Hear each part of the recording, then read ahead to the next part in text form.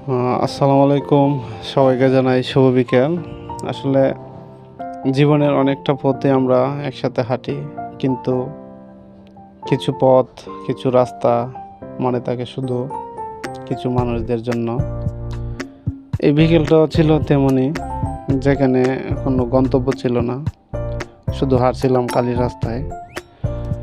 আহ, সবাই পাশে ছিল, পাশে থাকাটা ছিল সবচেয়ে বড় পাওয়া। আমাদের গন্তব্য ছিল না, কিন্তু হাঁটছিলাম। কেউ বলল চা খাই, কেউ বলল সিনেমা দেখতে যাই, কেউ বলল ছবি তুলি, কিন্তু পকেটে টাকা নাই, তাও মনটা পুরাই ভরা।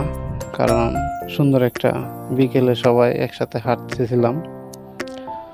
অনেকটা ভালো লাগার মুহূর্ত ছিল সেই সময়টা।